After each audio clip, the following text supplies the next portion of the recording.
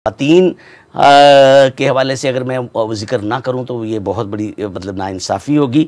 आपको मैं पिछले प्रोग्राम में भी पहले भी मैं ये अर्ज़ करता हूं कि एक सेहतमंद माँ ही सेहतमंद मुआशरे की बुनियाद रख सकती है। सेहतमंद माँ के लिए हेपेटाइटिस फ्री होना इंतहाई ज़रूरी है, ख़ास तौर पे हेपेटाइटिस बी के हवाले से। हेपेटाइटिस बी जो है, जैसे मैंने बी, सी और डी की बात की, वो इसलिए उस पर तवज्जो देनी बड़ी ज़रूरी है कि ये हमारे यहाँ अगर हमारी आबादी में इसका बहुत बड़ा सोर्स ऑफ स्प्रेड जो है वो माँ से बच्चे को मुंतकिली है, माँ से बच्चे में मुंतकिली है इस बीमारी की। इसका मतलब माँ में अगर बीमारी है तो वही आगे आने वाले बच्चे में चली जाएगी। क्या ज़रूरी है फिर उस माँ पे तवज्जो दी जानी इंतहाई ज़रूरी है, उस माँ का ख्याल करना इंतहाई ज़रूरी है। तो हम तमाम मेडिकल प्रोफेशनल्स, हमारा तमाम हेपेटाइटिस का जितना भी लिटरेचर, हम सारे लोग, दुनिया सारी इस बात पे जोर देती है कि the moment some lady gets pregnant she must get her hepatitis B screening test done. If she is diagnosed by a doctor that she is having hepatitis B, तो डॉक्टर को कुछ भी सोचे बगैर उसको इलाज पे डाल देना चाहिए, सो दैट उस टाइम तक जब उस नई जान ने दुनिया में आना है वो उस वायरस उसका जो है उसको वो दवाइयाँ इस कदर बेजान कर चुकी हों, इस कदर उसको मार चुकी हों कि वो आगे बच्चे में जाने के काबिल ही ना रहे। एक तो ये बात है।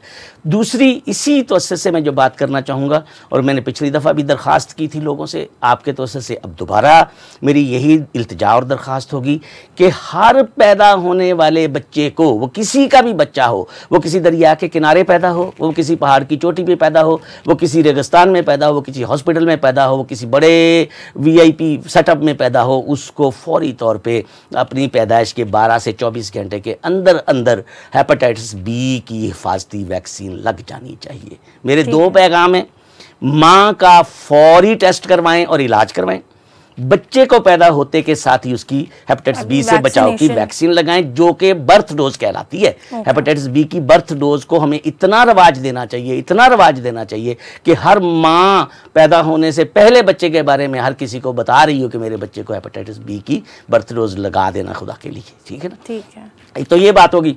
दूसरी ये बात है कि हेपेटाइटिस बी, जैसे मैंने अभी जिक्र किया, ये इसकी अगर बच्चे को वैक्सीन लगा के हम उसको बचा सकते हैं माँ से बच्चे में हेपेटाइटिस बी की ट्रांसफ़र को, तो अडल्ट्स को भी तो ये वैक्सीन हम 3 शॉट्स लगा के उनको भी तो हेपेटाइटिस बी से ज़िंदगी भर के लिए महफूज कर सकते हैं ना। अच्छा, लेकिन इसका पता नहीं चलेगा। इधर ही एक बहुत अहम सवाल है कि क्या ऐसे सिम्टम्स हैं लोगों में पाए जाते हैं जिससे हम अंदाज़ा लगा सकते हैं कि हेपेटाइटिस का शिकार हो रहा है वो? बहुत सही मौके पे हमारी गुफ्तगू का जो तसलसल था उसमें आपने ये इंटरवीन किया और मैं भी चाहता था कि हम इसी तरफ इस बात को लेके चलें।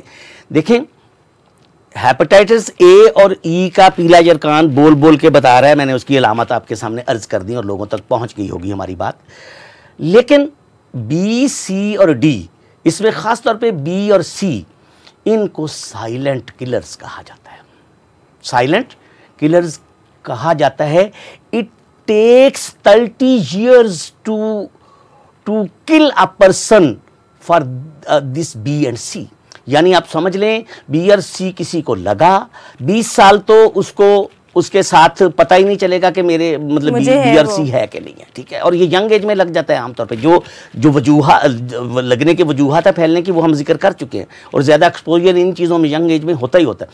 और वो जो लग गया है 20 साल, तो अगर उसने, ये साइलेंट किलर है, ये खामोशी से बैठा है अंदर वायरस इसका, और किसको खा रहा है? लिवर को खा रहा है, जिगर को खा रहा है, खाता जा रहा है। और जब 20 साल के बाद उस वक्त इसकी अलामतें ज़ाहिर होती हैं, जो वो अलामतें एक्चुअली इस हेपेटाइटिस की नहीं होती, वो इसकी वजह से हो जाने वाले नुकसान की अलामत होती, उन पेचीदगियों की अलामत होती, उन कॉम्प्लिकेशंस की अलामत होती। और वो होता है, मुझे कहने दीजिए कि सबसे बड़ा इस वक्त सबब जिगर के कैंसर का, जिगर के फेल होने का, पेट में पानी भर जाने का, जिसको सिरोसिस हम कहते हैं, और जिगर सुकड़ जाता है, काम करने के काबिल नहीं रहता, ये फैक्ट्री बंद हो जाती है। और वो इसके कैंसर की बड़ी वजूहत ये बी, सी और डी ही हैं, ये ब्लड बॉर्न हेपेटाइटिस। और आज हम अगर बैठे हैं और वर्ल्ड हेपेटाइटिस डे के हवाले से अगर हम बात कर रहे हैं, तो उसका फोकस भी यही था। इस साल वर्ल्ड हेपेटाइटिस डे के हवाले से अवेयरनेस का जो एक थीम था, जो एक स्लोगन था वो ये था कि इट्स टाइम फॉर एक्शन, कि भी हम सब ने मिलके, दुनिया ने मिलके, प्रोफेशनल्स ने मिलके, डॉक्टर्स ने मिलके, अवेयरनेस देने वालों ने मिलके, हम मीडिया पर्सनल ने मिलके, हुकूमतों ने मिलके, खाली खुली जमा खर्च तो बहुत कर लिया, बातें तो बहुत कर ली, but it is time for action. आज भी हम जागेंगे नहीं और इसके लिए कुछ नहीं करेंगे तो फिर ये वक्त जो है हमारे हाथ में नहीं आएगा।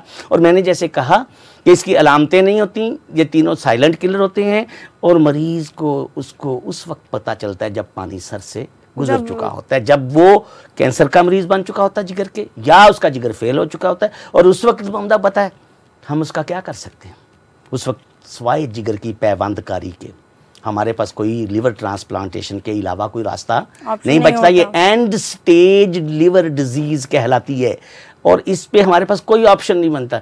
और ज़रा सोचें तो लिवर ट्रांसप्लांट की बात ही तो करें। आज हम हेपेटाइटिस की बात कर रहे हैं तो हम बड़ी सहूलत से बात कर रहे हैं, लिवर ट्रांसप्लांट की बात तो करें। कौन करवाएगा, कितने लोग करवाएंगे और कितनों का हो सकेगा। और ये मिलियंस का एक्सपेंडिचर कोई उनको फ्री दे सकेगा? आज चंद हज़ार की एफर्ट करके कि मैं अपनी, अच्छा पता कैसे लगेगा? अब बात हो रही ना, अलामतें तो है नहीं, साइलेंट किलर है, तो करना क्या चाहिए? हर बंदे को फौरी तौर पे अपना बी और सी का स्क्रीनिंग टेस्ट, जो कि बहुत इजी टेस्ट है, इजी टेस्ट है, रैपिड टेस्ट है। एक प्रिक लगाना है, स्टिक सामने रखनी है, स्टिक पे मैंने ब्लड का ड्रॉप लगाना है, मैंने उसी वक्त आपके सामने उसका आपको नतीजा बता देना कि you are having this virus in your body और नॉट। और फिर उसको, उसके बाद स्क्रीनिंग के बाद अगला मरहला उसका एक अहम टेस्ट है जिसको पीसीआर टेस्ट कहते हैं। और पीसीआर टेस्ट भी अल्हम्दुलिल्लाह हुकूमत पंजाब फ्री ऑफ कॉस्ट करके दे रही है। जितना पीसीआर टेस्ट हुकूमत पंजाब के हेपेटाइटिस कंट्रोल प्रोग्राम की तरफ से हुआ है या हो रहा है वो उतना कहीं और नहीं हुआ। लेकिन वो पीसीआर टेस्ट हमारी कंफर्म करके देता है कि आपको अब इलाज की ज़रूरत है या नहीं। अब आगे चलते हैं। मैंने कहा कि हेपेटाइटिस बी इसलिए ख़तरनाक है क्योंकि माँ से बच्चे को जाता है और फिर अगर ये हो जाए तो हम इसका तो फिर ज़िंदगी भर का इलाज है। यानी अगर हेपेटाइटिस बी का कोई शिकार हो जाता है, और आज हमारे यहाँ इस बात को एक लैंडमार्क तस्वर किया जाता है कि हमारे 5 साल से कम उम्र कितनी पॉपुलेशन है जो इस वक्त हेपेटाइटिस बी के साथ मौजूद है।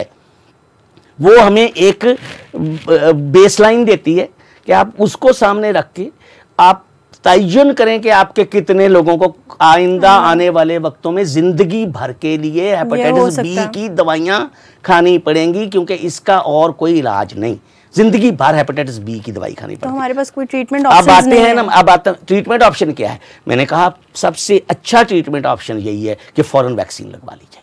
वैक्सीन लगवा, अब क्या कोविड के हालात में फियरफुलनेस, डिस्टेंसिंग, लॉकडाउन, दुनिया बंद, कारोबार, हर चीज़ बंद, लेकिन मतलब हमारे रेस्क्यू के लिए फिर कौन सी चीज़ आई थी? वैक्सीन आई थी ना। सबने वैक्सीन लगवा ली, तो आज हम बगैर मास्क के बैठे भी बात कर रहे हैं और डिस्टेंसिंग का भी वो उतना हमारे यहाँ ऊपर वो जोर नहीं है। लेकिन कहने का ये मतलब है कि vaccine is the answer. B का मुझसे अगर कोई कहे कि जी इसका इलाज नहीं, तो मैं कहूँगा जी है। क्या है कि जी इसको रोको। कैसे रोको? वैक्सीन लगवा के। और वैक्सीन लगवा के रोको। उसका क्या है, मैं हर प्रोग्राम में एक छोटी 3 लफ्ज़ों की एक बात करता हूँ। तो हर बंदे को क्या करना चाहिए? गेट टेस्टेड, टेस्ट करवा के देख लो कि आपको है कि नहीं। अगर बी है, बी तो फिर उसका इलाज हो जाएगा, सी है तो उसका इलाज हो जाएगा। अच्छा, लेकिन अगर नहीं है बी तो गेट वैक्सीनेटेड। फिर फौरन वैक्सीन के 3 शॉट लगवा लो। 0, 1 और 6 का उसका शेड्यूल है कि एक टीका आज लगवा लो, आज से 1 महीने बाद दूसरा लगवा लो, आज से 6 महीने बाद तीसरा लगवा लो। तीनों लगवाओ, 3 शॉट्स लो और ज़िंदगी भर के लिए हेपेटाइटिस बी को भूल जाओ।